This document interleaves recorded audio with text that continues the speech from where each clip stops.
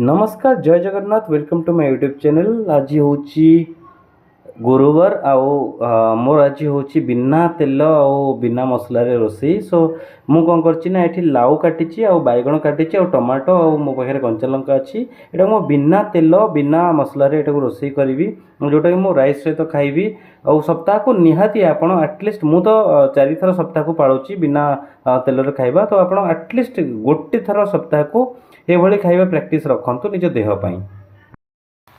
एबे आपण देखुथिबे मो लाउ पकेछि माने नॉर्मली टिके जीरा पकेछि, सोरिष टिके पकेछि और टमाटो और कंचा लंका पकेछि। लाउ को किछ समय बर्तन मो धीमा आंच रे तार माने जहाँ भी बॉडी रे जहाँ जति वाटर थाए सेटा को ए धीमा आंच रे ही मु ताको सिझिया स्टार्ट करिवि। सो आ परे मु बैगण पकेबि केना एबे बैगण पकेले तो से पूरा मिलई जीवो जोटा कि माने टेस्ट तरकार रो एते भलो आसीबनी। तेल तो बहुत लोग रोसई करती बिना तेल रोसई करवा हूँ गोटे माने एक्चुअल जी सेफ अच्छी तार निजर गोटे कला।